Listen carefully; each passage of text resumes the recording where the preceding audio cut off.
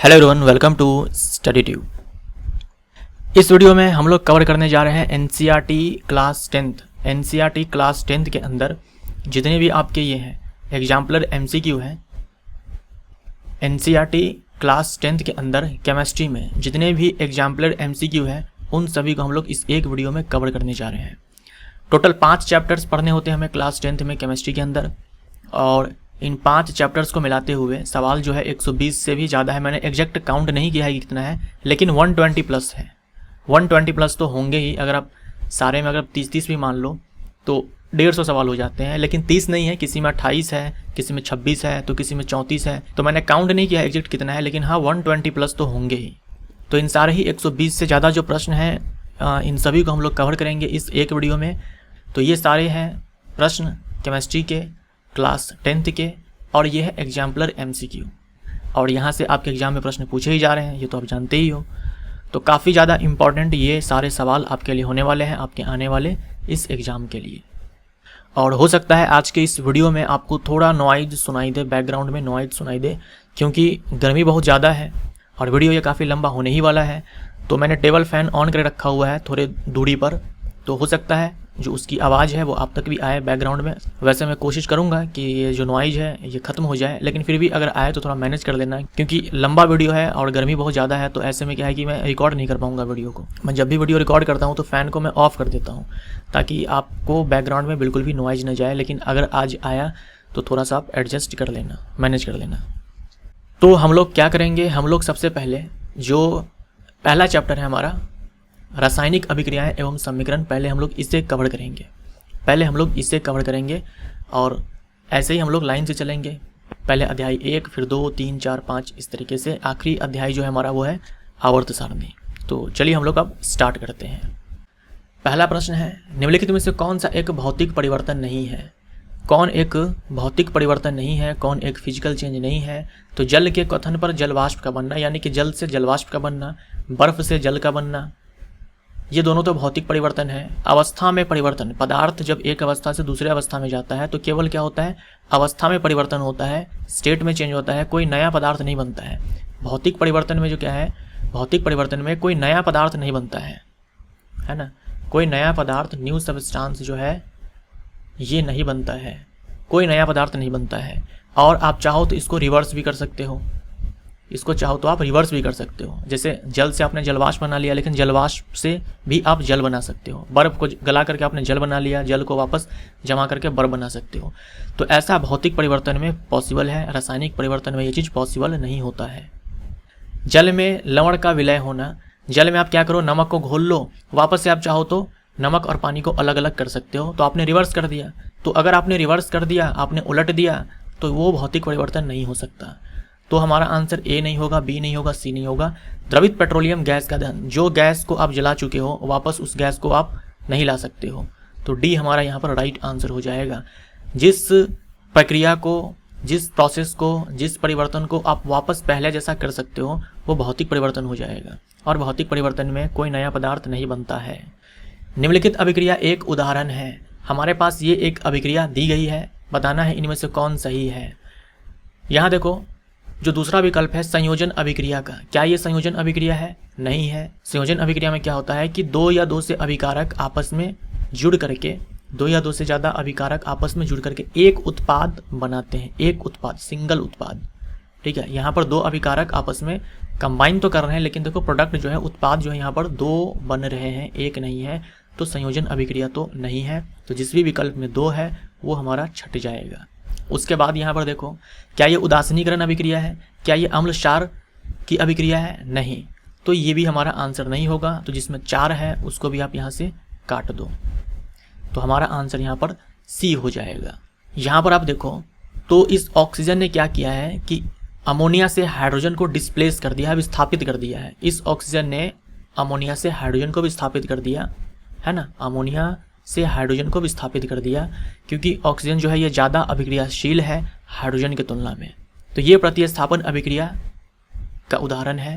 तो ये हमारा आंसर जो है सही है। उसके बाद देखो, उपचयन अपचयन, उपचयन यानी कि ऑक्सीकरण, ऑक्सीडेशन, अपचयन यानी कि अवकरण यानी कि रिडक्शन। तो उपचयन अपचयन होगा तो रिडॉक्स अभिक्रिया कहा जाएगा वो। तो यहाँ पर देखो अमोनिया जो है ये ऑक्सीडाइज हो गया है नाइट्रोजन मोनोऑक्साइड में। यहाँ देखो ऑक्सीजन आकर के जुड़ा है और इसमें देखो यहाँ पर देखो इस ऑक्सीजन में हाइड्रोजन आकर के जुड़ा है। तो यहाँ पर अमोनिया का हो गया ऑक्सीकरण और इस ऑक्सीजन का हो गया रिडक्शन यानी कि अवकरण। तो जिसमें ऑक्सीकरण भी हो अवकरण भी हो यानी कि उपचयन भी हो अपचयन भी हो उसे हम लोग रिडॉक्स रिएक्शन बोलते हैं। तो इसीलिए हमारा 1 और 3 सही होता और हमारा ये ऑप्शन सी सही हो गया। ऑक्सीजन का जुड़ना उपचयन कहलाता है और ऑक्सीजन में जाकर के हाइड्रोजन जुड़ा है तो हाइड्रोजन का जुड़ना अपचयन होता है। ऑक्सीजन का जुड़ना उपचयन, हाइड्रोजन का जुड़ना अपचयन। दी हुई अभिक्रिया के लिए निम्नलिखित में से कौन से कथन सत्य है। फिर से हमारे पास एक केमिकल रिएक्शन दिया गया है, बताना है कि कौन सही है। पहला विकल्प हमारा ये कह रहा है कि आयरन धातु ऑक्सीकृत हो रही है यानी कि ऑक्सीडाइज हो रही है यानी कि इसका उपचयन हो रहा है।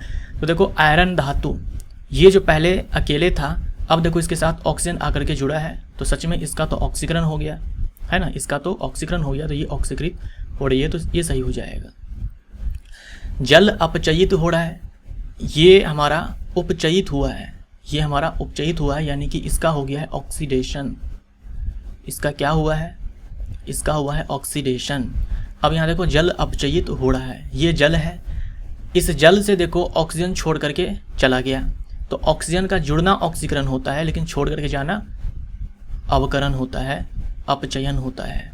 तो ठीक है इसका जो है अपचयन हो रहा है तो ये अपचयित हो रहा है तो ये विकल्प भी हमारा सही है। यहाँ पर जल अपचायक के रूप में कार्य कर रहा है। देखो जिसका होता है ऑक्सीडेशन उसे हम बोलते हैं अपचायक। अपचायक, अपचायक बोल दो या फिर अवकारक बोल दो, अवकारक बोल दो या फिर रिड्यूसिंग एजेंट बोल दो। जिसका उपचयन होगा उसे हम लोग अपचायक बोलेंगे। तो अपचायक कौन है, ये आयरन। और जल का क्या हो रहा है, यहाँ पर जल का हो रहा है अपचयन। इसका तो अपचयन हो रहा है ना, इसका तो अपचयन हो रहा है। तो जिसका हो जाए अपचयन उसे हम लोग क्या बोलेंगे, उसे हम लोग उपचायक बोलेंगे, उपचायक बोलेंगे। या फिर इसी को आप ऑक्सीकारक बोल सकते हो या इसी को ऑक्सीडाइजिंग एजेंट बोल सकते हो। तो जल अपचायक रूप में कार्य कर रहा है ये कहना गलत हो जाएगा, जल तो ऑक्सीकारक है। जिसका होगा अपचयन, जिसका होगा अवकरण उसे हम लोग ऑक्सीकारक बोलेंगे और जिसका होगा ऑक्सीकरण उसे हम लोग अवकारक बोलेंगे। तो ये भी सही है। तो 1 2 4 1 2 4 वाला ऑप्शन जो होगा हमारा वो सही होगा। 1 2 4 यानी कि सी ऑप्शन हमारा सही है।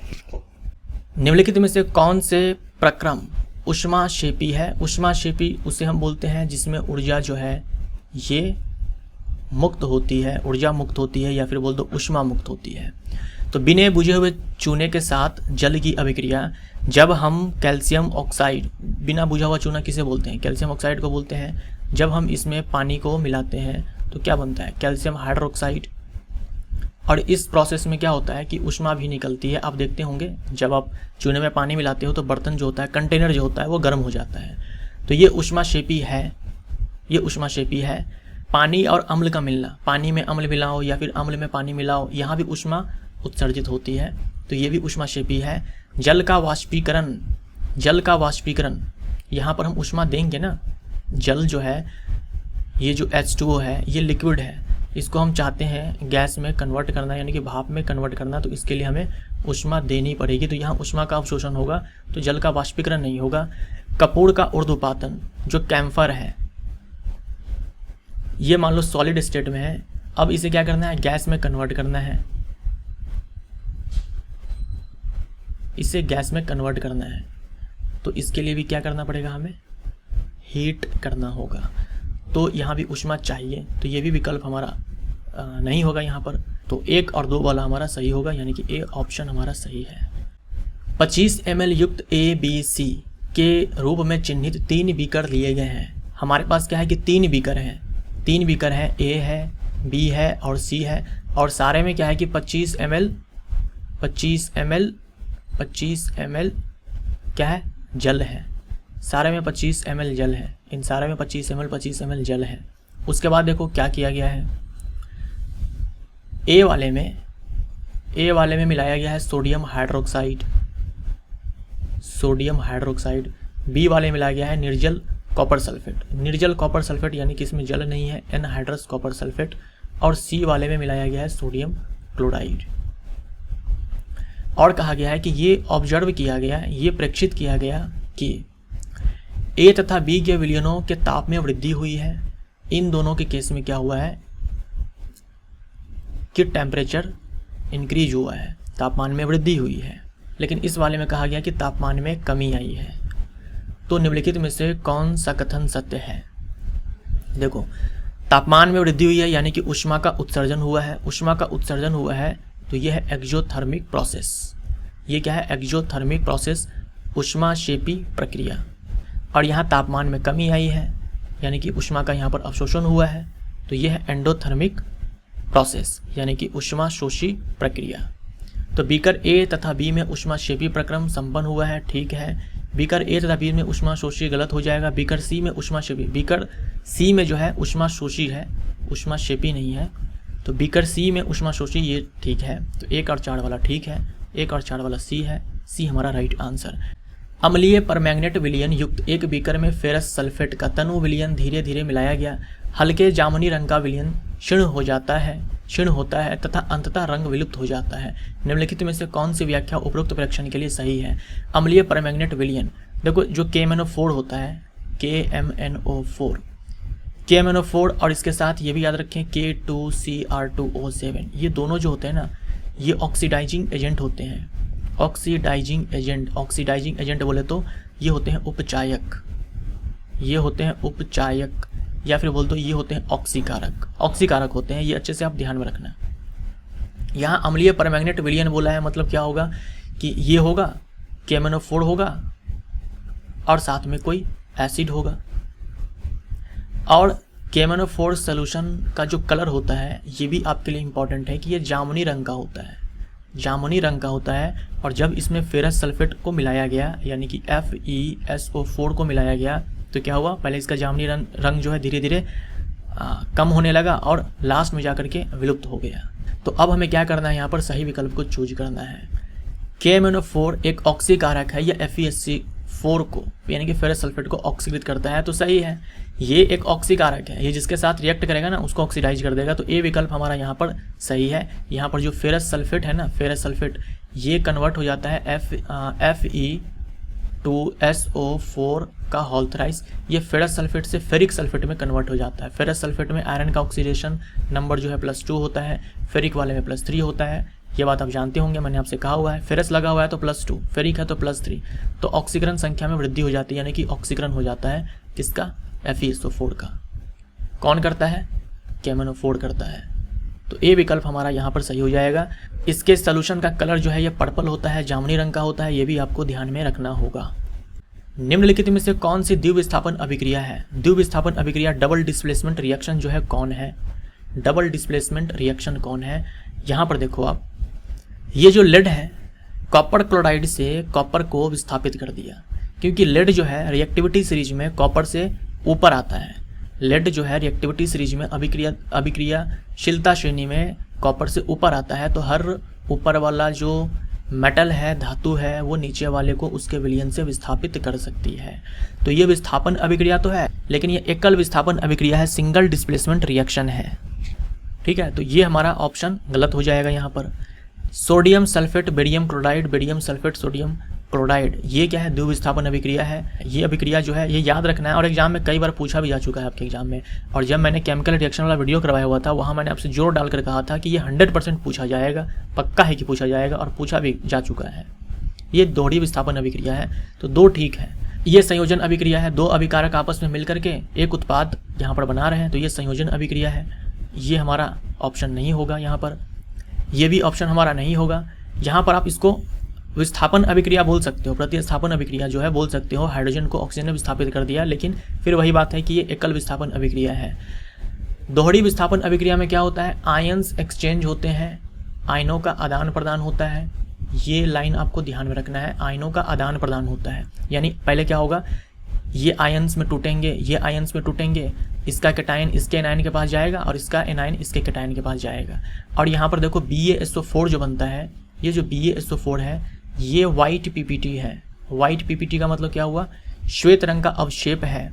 ये तो हमारा विलयन है और इस विलयन में ये ठोस होगा जो इस विलयन में घुलेगा नहीं, इस विलयन में ये घुलेगा नहीं। श्वेत रंग का ये ठोस है, वाइट PPT है, श्वेत अवशेप है, ये ध्यान में रखिएगा। तो ये विस्थापन अभिक्रिया तो है ही, दोहरी विस्थापन अभिक्रिया तो है ही, लेकिन साथ में ये अवक्षेपण अभिक्रिया भी है क्योंकि इसमें श्वेत रंग का अवशेप हमें प्राप्त होता है। तो हमारा जो ऑप्शन है यहाँ पर केवल B सही है। सूर्य के प्रकाश की उपस्थिति में सिल्वर क्लोराइड के उद्भासन पर वह स्लेटी क्यों हो जाता है? सूर्य के प्रकाश में सिल्वर क्लोराइड के उद्भासन यानी कि रखने पर, ठीक है, ये हमारा सिल्वर क्लोराइड है। जब हम इसको डालते हैं सनलाइट में, जब हम इसको डालते हैं सनलाइट में तो बोला है कि वह स्लेटी क्यों हो जाता है, क्योंकि यहाँ पर सिल्वर धातु का निर्माण होता है ना, सिल्वर धातु का निर्माण होता है। तो इसका जो रंग है ये ग्रे कलर का होता है। हिंदी में इसे देखो स्लेटी बोल सकते हैं या फिर बोल सकते हैं धूसर रंग का हो जाता है सिल्वर धातु के बनने के कारण। तो यहाँ पर क्या हुआ, सिल्वर क्लोराइड के अपघटन पर सिल्वर बनने से, तो ये सही है, अपघटन हुआ। ये अपघटन अभिक्रिया है, ठीक है, ये अपघटन अभिक्रिया है। अपघटन अभिक्रिया या फिर वियोजन अभिक्रिया, इसमें क्या होता है कि एक अभिकारक होता है जो टूट जाता है 2 या 2 से अधिक उत्पाद में। यहाँ हमारा एक अभिकारक ये है, 2 उत्पाद ये हैं। तो सिल्वर क्लोराइड के अपघटन पर सिल्वर बनने से ये स्लेटी हो जाता है या फिर ग्रे कलर का हो जाता है, धूसर हो जाता है। तो केवल ए हमारा ऑप्शन जो है सही हो जाएगा, बाकी ये सारे जो है गलत है।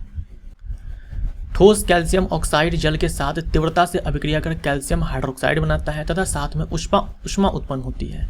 ठोस कैल्शियम ऑक्साइड यानी कि कली चूना जो है ये तीव्रता के साथ जल से अभिक्रिया, तीव्रता से अभिक्रिया, हाँ जल के साथ अभिक्रिया, ये जल है हमारा, इसके साथ अभिक्रिया करके कैल्शियम हाइड्रोक्साइड बनाता है। साथ में उष्मा उत्पन्न होती है, साथ में क्या है कि उष्मा यहाँ पर उत्पन्न होती है। इस प्रक्रिया को चूने का बुझना कहते हैं। देखो ये कली चूना है या फिर बिना बुझा हुआ चूना है। अब क्या है, ये भगड़ा चूना है ना, भगड़ा चूना है या इसी को हम लोग बुझा हुआ चूना बोलते हैं। तो हमने चूना को क्या किया, बुझा दिया, चूने का बुझाना कहते हैं, ठीक है। आगे क्या है, कैल्शियम हाइड्रोक्साइड जल में घुलकर इसका विलयन बनाता है। अब हम क्या करेंगे, ये जो हमें कैल्शियम हाइड्रोक्साइड बनाया अभी ये सॉलिड ही होता है, हम इसमें और पानी डालेंगे और हम बना देंगे इसका एक्वस सॉल्यूशन।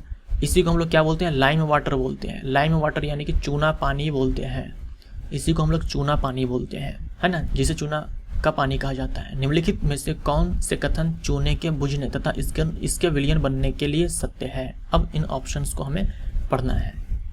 यह एक उष्मा शोषी अभिक्रिया है। इसमें देखो उष्मा का उत्सर्जन हुआ है, तो उष्मा शोषी नहीं है, उष्मा शेपी है, ये सही है। परिणामी विलयन की pH 7 से अधिक होगी। ये जो हमें विलयन यहाँ पर प्राप्त हुआ है ये बेसिक है, यानी कि क्षारीय है या क्षारकीय है, यानी कि इसका pH जो है ये 7 से ज़्यादा होता है, कम नहीं होता है। तो 7 से अधिक होगी, ठीक है, ये गलत हो जाएगा। तो 2 और 3 वाला जो है हमारा सही होगा। 2 और 3 ऑप्शन बी में है, तो बी हमारा राइट आंसर है। बेरियम क्लोराइड अमोनियम सल्फेट के साथ अभिक्रिया पर बेरियम सल्फेट तथा अमोनियम क्लोराइड देता है। निम्नलिखित में से कौन अभिक्रिया के प्रकार का सही प्रदर्शित करता है? हम लोगों ने जस्ट देखा ना अभी थोड़ी देर पहले, बेरियम क्लोराइड था वहाँ पे और साथ में क्या था, ये हमारा एक्वस सॉल्यूशन यानी कि जलीय विलयन। जब भी यहाँ पर AQ लिख दूँ मैं ब्रैकेट में, मतलब समझ आना कि जलीय विलयन है। उसके बाद अमोनियम सल्फेट Na2SO4 का जलीय विलयन, ये आपस में रिएक्ट करते हैं। तो देखो क्या होता है, सबसे पहले ये जलीय विलयन है तो सबसे पहले ये आयंस में टूट जाते हैं, ये Ba2+ और ये Cl- में, और ये जो है Na+ और SO4 2- में। हम बोलते हैं कि यहाँ पर आयनों का आदान प्रदान होता है। वो इस प्रकार से होता है कि इसका जो कैटायन है ये जा करके कंबाइन हो जाएगा किसके साथ, इसके एनायन के साथ, और यहाँ पर बन जाएगा हमारा BaSO4, ठीक है। और ये अघुलनशील ठोस होता है, और इसका जो एनायन है ये जा करके कंबाइन हो जाएगा इसके कैटायन के साथ, तो यहाँ पर बन जाएगा NaCl। ये तो आप जानते ही हो कि ये जल में घुलता है, तो ये एक्वस सोल्यूशन होगा। तो ये जो है ना हमारा, इसी के बारे में हम लोगों ने जस्ट अभी चर्चा किया कि ये वाइट पीपीटी है, श्वेत रंग का अवक्षेप है, और ये दोहरी विस्थापन अभिक्रिया भी है। तो विस्थापन अभिक्रिया तो नहीं बोलेंगे, द्विविस्थापन अभिक्रिया बोलेंगे, तो ये सही है। संयोजन अभिक्रिया तो नहीं है, लेकिन अवक्षेपन अभिक्रिया है, क्योंकि अवक्षेप यहाँ पर हमें प्राप्त होता है। तो 2 और 4 वाला कौन है, वो हमारा सही हो जाएगा। डी जो ऑप्शन है हमारा राइट है। जल का विद्युत अपघटन एक अपघटन अभिक्रिया है। जल के विद्युत अपघटन में मुक्त हुई हाइड्रोजन एवं ऑक्सीजन गैस का मोलर अनुपात है। देखो जल है, ये जल है, इसका क्या करवाया गया, इसका करवाया गया विद्युत अपघटन। विद्युत अपघटन को हम लोग बोलते हैं इलेक्ट्रोलाइसिस इंग्लिश में। तो यहाँ पर हमें हाइड्रोजन गैस, ये गैस हमें प्राप्त होती है, और ऑक्सीजन गैस हमें प्राप्त होती है। बोला है कि एक अपघटन अभिक्रिया है। क्या ये अपघटन अभिक्रिया है? बिल्कुल है।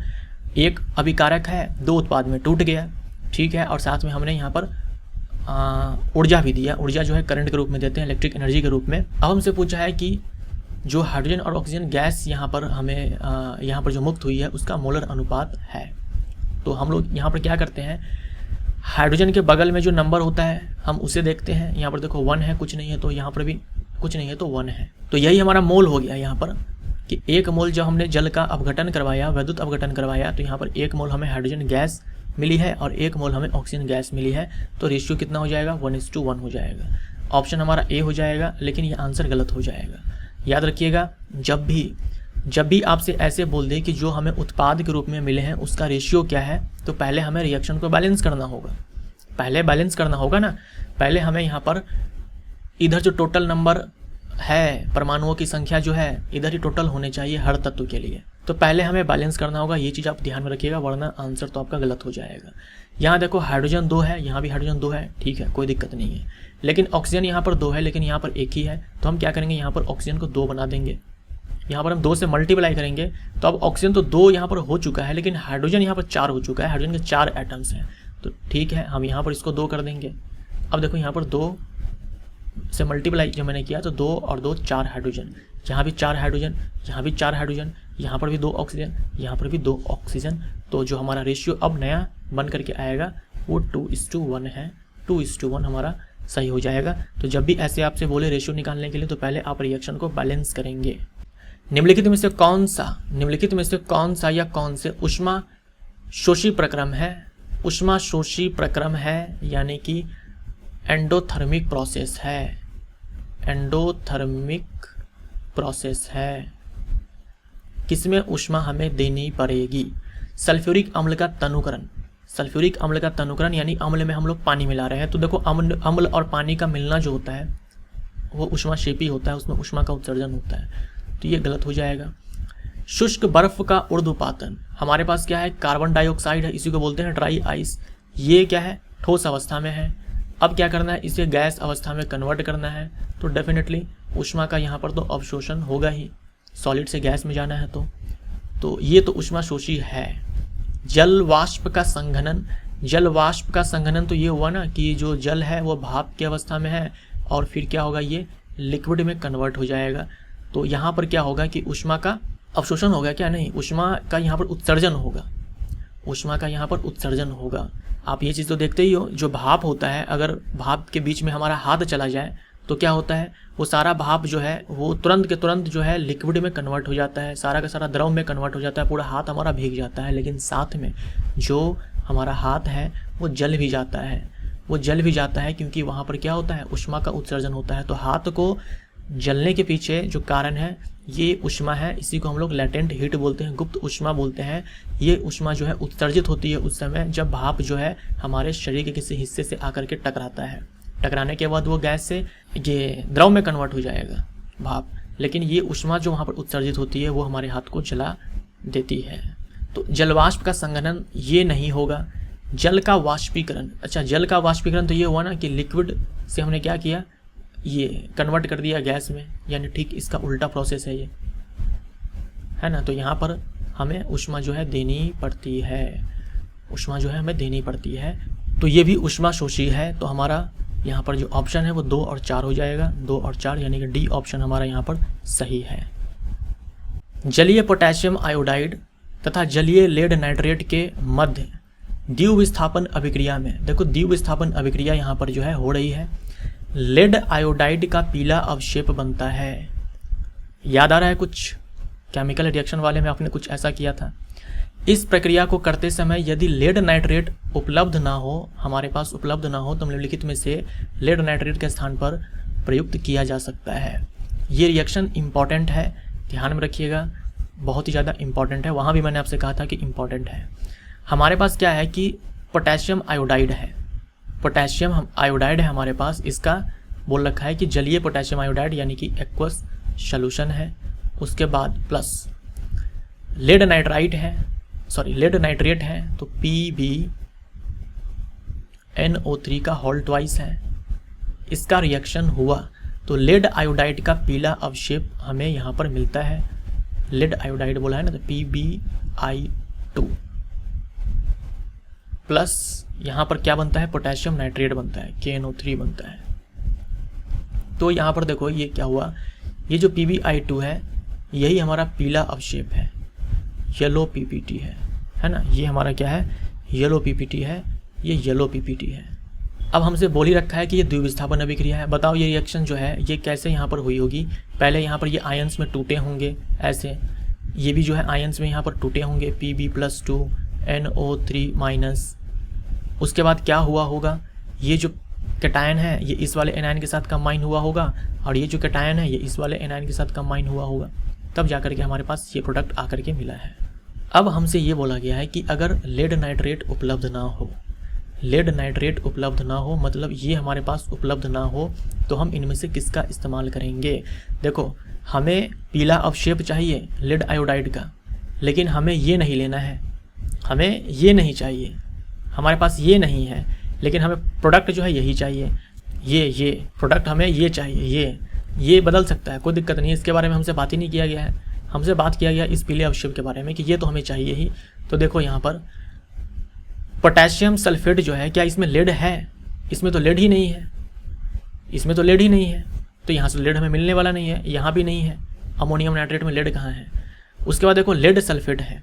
अब लेड सल्फेट लिख तो दिया, इसमें लेड तो है, लेकिन ये अविलय है, ये जल में घुलेगा ही नहीं। जब जल में घुलेगा ही नहीं तो आयंस में ये टूटेगा नहीं, आयंस में ये टूटेगा ही नहीं। हमें तो आयंस में तोड़ना भी पड़ेगा ना, हमें ऐसा लेना पड़ेगा कि आयंस में टूट जाए, तभी तो आयनों का आदान प्रदान होगा।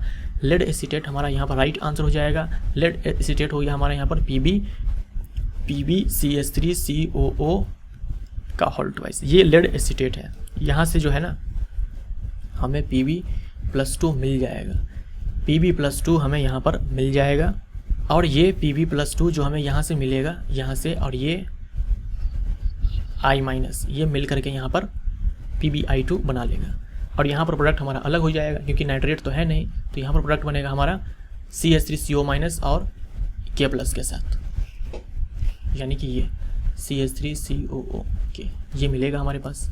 पोटेशियम एसीटेट है ना, एक सोडियम एसीटेट होता है CH3COON, ये सोडियम एसीटेट है, सोडियम के स्थान पर ये पोटेशियम है, तो ये पोटेशियम एसीटेट हो जाएगा। सोडियम एसीटेट का फार्मूला भी आपके लिए इंपॉर्टेंट है। तेल के नमूने को लंबे समय तक ताज़ा बनाए रखने के लिए निम्नलिखित में से कौन सी गैस प्रयुक्त की जाती है। तेल के नमूने यानी जो फूड मटेरियल्स होते हैं हमारे पास, जो फूड मटेरियल्स होते हैं उनमें फैट्स होते हैं। ये फैट्स जो है ऑक्सीजन के साथ कंबाइन करके ऑक्सीडाइज हो जाते हैं, यानी जो फैट्स है ना, इनमें जो फैट्स है या फिर बोल जो तेल है ये ऑक्सीडाइज हो जाते हैं। क्या हो जाते हैं, ऑक्सीडाइज हो जाते हैं, यानी कि जो है ये ऑक्सीकृत हो जाते हैं, ये ऑक्सीकृत हो जाते हैं। ऑक्सीकृत होने के बाद क्या होता है, ऑक्सीकृत होने के बाद जो टेस्ट है ख़राब हो जाता है, जो टेस्ट है ये ख़राब हो जाता है, और जो स्मेल है ये भी बहुत ही ख़राब सी स्मेल आती है। तो इस पूरे प्रोसेस को हम लोग बोलते क्या है, इसको हम बोलते हैं रेंसिडिटी है ना, रेंसिडिटी। इसीलिए हम लोग क्या करते हैं, ऐसे गैस का हम लोग इस्तेमाल करते हैं जो फूड को ऑक्सीडाइज ना कर पाए, जो भी फूड मटेरियल है, तेल वाले पदार्थ हैं, वो ऑक्सीडाइज ना हो पाए, ऑक्सीकृत ना हो पाए। तो यहाँ पर देखो, यहाँ ऑक्सीजन है तो होगा नहीं, ऑक्सीजन है तो होगा नहीं। जो हीलियम है ये इनर्ट गैस है, ये हीलियम इनर्ट है, तो किसी से रिएक्शन गैस करती नहीं है। नाइट्रोजन जो है, नाइट्रोजन बहुत ही कम क्रियाशील है कमरे के ताप पर, और नाइट्रोजन जो है ये एंटीऑक्सीडेंट होता है, इसीलिए चिप्स कुरकुरे के पैकेट में तेलीय पदार्थ होता है, वो चिप्स कुरकुरे ये सारे जो होते हैं, तो नाइट्रोजन को उसमें फिल किया जाता है ऑक्सीजन को निकाले करके, ताकि जो चिप्स कुरकुरे है वो ऑक्सीडाइज ना हो, उसका स्मेल खराब ना हो, टेस्ट खराब ना हो। कार्बन डाइऑक्साइड का इस्तेमाल भी हम लोग नहीं करते हैं। डी हमारा राइट आंसर है। प्रयोगशाला में ऑक्सीजन गैस बनाने के लिए निम्नलिखित अभिक्रिया में प्रयुक्त की जाती है। प्रयोगशाला में ऑक्सीजन गैस बनाने के लिए ये वाली जो रिएक्शन है ये प्रयुक्त की जाती है। क्या हो रहा है यहाँ पर, ये इसका नाम क्या है, इस कंपाउंड का नाम क्या है, इसका नाम है पोटेशियम क्लोरेट। ठीक है, मैं यहाँ पर लिखता हूँ क्योंकि ये नाम जो है इम्पॉर्टेंट है आपके लिए। पोटेशियम क्लोरेट, पोटेशियम क्लोरेट, ये देखो टूट गया पोटेशियम क्लोराइड में और यहाँ पर ऑक्सीजन गैस हमें मिल गई, यही तो हमें चाहिए था प्रयोगशाला में। क्या है यहाँ पर ऑप्शन, एक अपघटन अभिक्रिया है, यह एक अपघटन अभिक्रिया है तथा ऊष्मा शोषी अभिक्रिया है। देखो अपघटन अभिक्रिया तो है क्योंकि हम ऊष्मा दे रहे हैं, ये टूट रहा है एक अभिकारक दो उत्पाद में, लेकिन ऊष्मा शोषी थोड़ी ना है। नहीं सही है, सही है, ऊष्मा शोषी है, ऊष्मा हम दे रहे हैं ना, तो ये विकल्प सही है, ये हमारा राइट आंसर हो जाएगा। संयोजन अभिक्रिया तो ये नहीं है, यह एक अपघटन अभिक्रिया तथा ऊष्मा के निकलने के साथ संपन्न होती है। ऊष्मा का देखो यहाँ पर उत्सर्जन नहीं हो रहा है, हमें तो देनी पड़ रही है। यह एक प्रकाश रासायनिक अपघटन अभिक्रिया है, प्रकाश नहीं, ये एक तापीय रासायनिक अपघटन है। हम टेम्परेचर बढ़ा करके ऐसा करते हैं, तो ये भी नहीं होगा। ठीक है, और ऊष्मा क्षेपी भी नहीं है। ऑप्शन हमारा ए हो जाएगा। निम्नलिखित में से कौन से प्रक्रम में रासायनिक अभिक्रिया होती है। रासायनिक अभिक्रिया किस में होती है, देखो एक गैस सिलेंडर में निम्न दाब पर ऑक्सीजन गैस का भंडारण।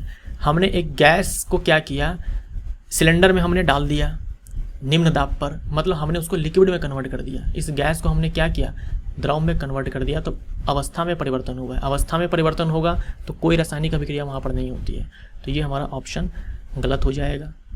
वायु का द्रवीकरण, फिर से वही बात है, जो वायु है वो गैस है, हमने इसे क्या किया, द्रव में यानी कि लिक्विड में हमने कन्वर्ट कर दिया, तो ये भी हमारा नहीं हो जाएगा। यहाँ पर भी केवल अवस्था में परिवर्तन है। चीनी की प्याली में खुले में पेट्रोल रखना, चीनी के प्याले में आप पेट्रोल रखो, वो पेट्रोल जो है वाष्पशील पदार्थ है, वो वाष्पीकृत हो जाएगा, तो केवल अवस्था में परिवर्तन हुआ, द्रव से गैस में कन्वर्ट हुआ, तो ये भी ऑप्शन नहीं होगा। उच्च ताप पर वायु की उपस्थिति में कॉपर के तार को गर्म करना, ये ऑप्शन हमारा सही हो जाएगा। कॉपर का जो तार है उसको आप क्या करो, गर्म करो उच्च ताप पर वायु की उपस्थिति में, यानी कि ऑक्सीजन की उपस्थिति में, तो यहाँ पर क्या बनेगा, CO2 बनता है। तो कॉपर के ऊपर क्या होगा, ब्लैक कलर की परत चढ़ जाती है। यहाँ पर कॉपर के ऊपर काले रंग की परत चढ़ जाती है, कॉपर जो है ऑक्सीडाइज हो जाता है यहाँ, तो ये एक रासायनिक अभिक्रिया है, तो डी हमारा राइट आंसर। 17 नंबर जो है इसको आप खुद से बनाइए। वैसे तो हर सवाल को आप पहले खुद से बनाइए, ठीक है, लेकिन यहाँ पर देखो ये बड़ा ही मज़ेदार सवाल है, एकदम आसान सा सवाल है। देखो आप पकड़ पाते हो कि नहीं कि क्या है इसका सही आंसर, पहले आप इसको खुद से बनाइए। निम्नलिखित में से कौन सी रासायनिक अभिक्रिया में अभिक्रिया ताप पर क्रिया कारकों एवं क्रियाफलों, यानी कि अभिकारक एवं उत्पादों की अवस्थाओं को सही संकेत चिन्हों द्वारा प्रदर्शित किया गया है। ये सारे जो रिएक्शंस दिए गए हैं इनमें आपको बताना है कि किस केस में रिएक्टेंट एंड प्रोडक्ट्स के जो स्टेट्स दिए गए हैं वो सही दिखाते हैं। जो यहाँ पर हाइड्रोजन है H2, इसके बगल में देखो क्या लिखा हुआ है, इसके बगल में जो है L हमें दिया हुआ है, तो हाइड्रोजन तो गैस है, तो ऑप्शन काट दो। यहाँ पर बाकी चेक करने का जरूरत नहीं है, बस जहाँ पर पकड़ में आ जाए कि गलत है काट दो ऑप्शन। वैसे ही यहाँ पर देखो, यहाँ पर अब गैस ठीक है, लेकिन ऑक्सीजन के साथ लिक्विड है, ऑक्सीजन भी गैस है, तो ये भी नहीं होगा। यहाँ पर गैस ठीक है, यहाँ पर गैस ठीक है, यहाँ पर लिक्विड ठीक है, सही है, तो सी हमारा जो है सही है। डी देख लेते हैं, यहाँ पर गैस है, यहाँ पर जल के बगल में देखो गैस यहाँ पर लिखा हुआ है, तो ये गलत हो जाएगा। सी हमारा राइट आंसर हो जाएगा, ये गलत है हमारा। तो जब हम हाइड्रोजन को जलाते हैं ऑक्सीजन के प्रेजेंस में, तो वहाँ पर हमें जल प्राप्त होता है। सी हमारा राइट आंसर है, A, B, D जो है गलत है। निम्नलिखित में से कौन सी संयोजन अभिक्रिया है। संयोजन अभिक्रिया में क्या होता है, दो या दो से अधिक अभिकारक आपस में जुड़ते हैं और एक उत्पाद का निर्माण करते हैं। तो देखते हैं यहाँ पर देखो ये क्या है, ऊष्मा हम दे रहे हैं, तो ऊष्मा शोषी अभिक्रिया है, साथ में ये अपघटन अभिक्रिया है, संयोजन अभिक्रिया के ठीक विपरीत, तो ये ऑप्शन हमारा गलत है। यहाँ पर देखो मैग्नीशियम ऑक्साइड और जल आपस में जुड़ करके एक यहाँ पर उत्पाद बना रहे हैं मैग्नीशियम हाइड्रोक्साइड, तो ये हमारा संयोजन अभिक्रिया है। यहाँ भी देखो 2 अभिकारक है मिलकर के एक उत्पाद बना रहे हैं, तो ये भी संयोजन अभिक्रिया है। यहाँ पर देखो 2 अभिकारक है लेकिन 2 उत्पाद है, तो ये संयोजन अभिक्रिया नहीं है, ये हमारा एक विस्थापन अभिक्रिया है। फेरस सल्फेट सोल्यूशन से आयरन को जिंक ने विस्थापित कर दिया, तो हमसे संयोजन पूछा है ना, तो ये नहीं होगा। 2 और 3 वाला जो है हमारा सही होगा। 2 और 3 वाला, 2 और 3 किस में है? डी में है। डी हमारा राइट आंसर। तो जो हमारा चैप्टर नंबर 1 है केमिकल रिएक्शंस, ये हमारा यहाँ पर कंप्लीट होता है। अब हम लोग बढ़ते हैं दूसरे अध्याय की ओर, जिसका नाम है अम्ल, क्षार और लवण, एसिड, बेस एंड सॉल्ट।